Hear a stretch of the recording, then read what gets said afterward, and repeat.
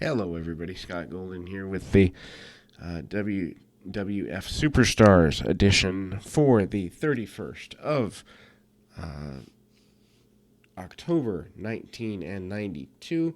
We are at Halloween. We've got about 8 episodes left before we hit 1993. Unfortunately, the full year of 93 is not up yet. We're only, I think it's through August, the end of August or end of July, one of the two.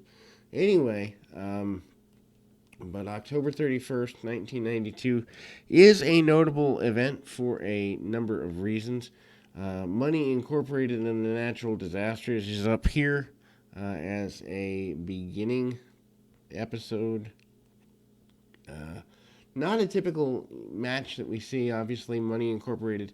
Originally, it was supposed to be the Nasty Boys, but Jimmy Hart indirectly, you could say, sold the contract or promised the contract, gave the contract to Money Incorporated. Nasty Boys are not happy with this. They marched down to the ring, thought it was supposed to be theirs. Money Incorporated basically buys them off, or tries to, puts money in their hand, basically says, "This is our shot now," and they have money in their hands. Nasty Boys look down at the money, count the money off, realize it's a good bit of money. DiBiase and IRS are satisfied that they've done what's necessary. Nasty Boys put the money in their coat pockets and go to battle with IRS and the uh, IRS and Ted DiBiase, sending um, the Money Incorporated duo to the floor. Double clotheslines, double punches, and the Nasty Boys cannot be purchased. That is what we learn. Jimmy Hart in to console his team. The match will eventually continue. This is from Wrestling Challenge. This is the only championship title change on Wrestling Challenge in the 8 or 9 year history of the program. So, historic deal here. The tag team champions, the Natural Disasters, do go to work on DiBiase pretty quickly. Double splash in the corner, among other things. It looks like the champions have the match pretty clearly in hand. DiBiase actually walks out 1-2 flare flop in the middle of the ring. And the pull of the foot by IRS gets an advantage for the team momentarily. IRS comes in, off a legal tag, manages to go, tags back to DiBiase, and they try to double team and basically do whatever they can to get Big Typhoon off his feet. They spend several minutes trying to work him over. Eventually do get him down on the mat. Do have some difficulty putting him away, though, because of A, his size, and B, his tenacity, not wanting to lose the championship. We do see the suplex reversal spot attempted, and then a suplex from Typhoon onto IRS. Tag off DiBiase back in, this time with the Earthquake. Earthquake goes to town on the $1 Million Man, hits the jump kick after several punches, and we again have a power slam from Earthquake on DiBiase. DiBiase being dominated. Before that, we saw an atomic drop on IRS. The Head Shrinkers, who I don't know if they've officially debuted yet, maybe if they had been on Wrestling Challenge or another program, do make their way outside. Head Shrinkers, Samu, Fatu, and Afa. This leads to a distraction, and Earthquake gets clotheslined in the back of the head. He gets sent into the buckle, goes over the top rope to the floor, manages to hit his head on the guardrail at ringside, all from the distraction of the Head Shrinkers. This is certainly not good.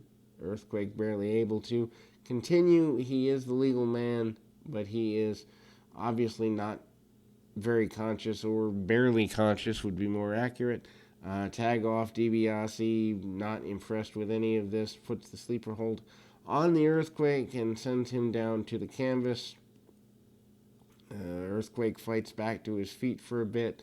IRS puts the sleeper hold on. They kind of double tag, double team. The Earthquake does almost makes his way to his corner. This is a longer match for a Superstars taping.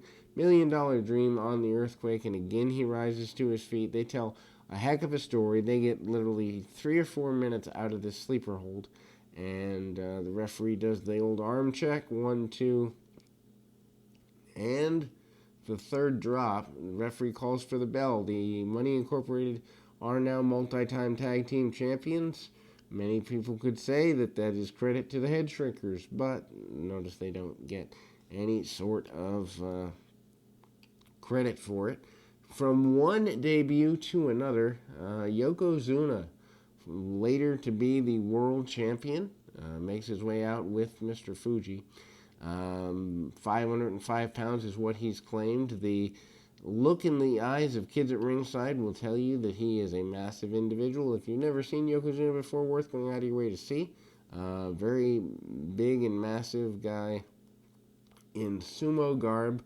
The late Rodney Anoa'i hits a few punches, chops, and a Uranage. And then Fuji's at ringside waving the Japanese flag. Hits a drop kick and a belly-to-belly suplex. For his size, Yokozuna super athletic. And then hits a running splash in the corner. Kind of a backsplash, hip attack kind of thing. And then Yokozuna hits what he becomes known for, the bonsai drop from that middle rope. I would not want to see a 500, 450, 500, 550 pound guy coming at me, and Yokozuna gets his first victory. Then we move to the event center. Shawn Michaels and the Bulldog both hyping their upcoming match with each other. Apparently, they also are hyping the Survivor Series here. Michaels has, I believe, won the Intercontinental Championship yet, even though we haven't seen it. I'm pretty sure that has occurred by this point. If not, it's the following week. Actually, they're just promoting Survivor Series. Bret Hart and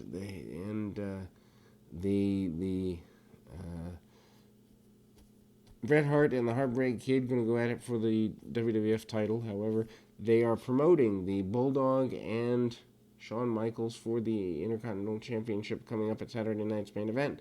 Michaels says he's going to walk out with the championship. He deserves to be the champion. Should have been beforehand. Bulldog says he's not willing to give the championship that he's fought so hard up for so quickly. Then we see, with flames in the background, a Bam Bam Bigelow promo. He basically says he's here to bring chaos to the World Wrestling Federation. He's coming, and things are going to change. Tatanka and Dale Wolf is up next. And then we kind of move to, Tatanka and Wolf is a very basic match. Tatanka gets chops in very quickly, hip locks and the like. The idea is to get Tatanka over, I think, as kind of that level 2 babyface, knowing that they were putting the Intercontinental Championship on Shawn Michaels. Having strong challengers for him would be a good idea. Drop kick by Tatanka, back elbow by Wolf. Wolf has been around enough to get some offense with mainstream talent. Chops, though, by Tatanka. Tatanka goes to town pretty quickly. Then we see him head to the top rope, hits the tomahawk chop, and hits the Samoan drop. 1, 2, 3, good to go. And then we have Flair and Razor Ramon discussing the Ultimate Warrior. Basically, the idea is they don't think the Warrior's in their league. The idea is they don't think Savage and the Warrior can coexist as a cohesive unit.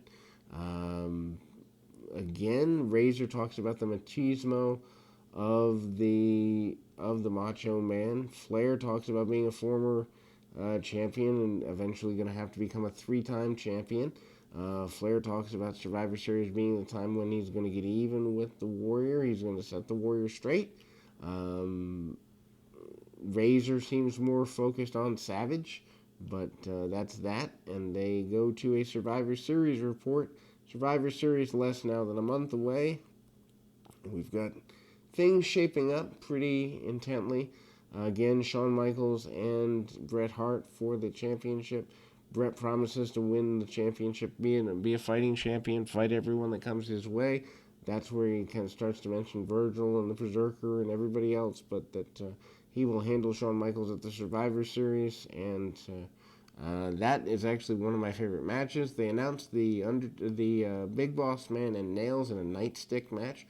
Nightstick hung upon a pole. Nails goes up and promises that he's going to grab it and he's going to use it and no one will stop him, Boss Man. Then we see the announcement of Tatanka and Rick Martel and what will end up being the blow-off of their feud. Then we get an interesting vignette, the Undertaker in some sort of barn, wood shaving what is a coffin for Kamala. This is the first of the coffins. I think they still have this at the old house. Basically, the idea is rest in peace. It is custom made. Paul Bearer says the Undertaker will be feasting, and things that creep and crawl will be feasting on Kamala. There's even a pair of blueprints that Paul Bearer has in all of this. Then we see Jim Duggan telling everyone to vote, since we're mere weeks away from the 1992 presidential election. I suppose I will say that voting is a good idea for those who are interested in such things here in 2020, and get out and do what you need to do as far as that's concerned. If you're interested in politics, exercise your right to vote. And Shawn Michaels is out next for an enhancement match, but the match never happens. He is shining himself up in the mirror, heart-shaped mirror. Marty Jannetty returns. Jannetty had been put out in January through the barbershop window. I'd love to cover that on here. Just one of the iconic, amazing angles of all time. If you're a newer fan who hasn't seen it, and that would make me sad, but go out of your way to see that. Anyway, Jannetty hits a clothesline, and Michaels takes the upside down flip bump. Another clothesline, and Jannetty in street clothes just pounding the heck out of Shawn Michaels. He goes, grabs the mirror from Sherry, and basically he's got the mirror and he's going to nail Shawn Michaels with it. Michaels pulls Sherry in the way. The mirror shatters. Sherry is knocked unconscious. They bring a gurney out for her. She is completely out. Obviously, they used the shattered glass, but this was so well done. Sherry is effectively turned babyface through this maneuver.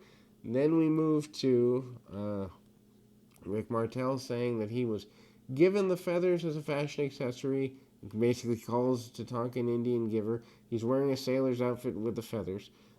Big Boss Man talks about law, order, and justice, and that he will finally get justice at the Survivor Series and the Nightstick match. Jimmy Hart says he chose the right team in Money Incorporated. They are his tag team champions, the Nasty Boys. Basically, he implies betrayed him, but he made the right choice, and we will close October on that note. But until next time, keep your feet on the ground, your mind in the moment. Until next time, everybody.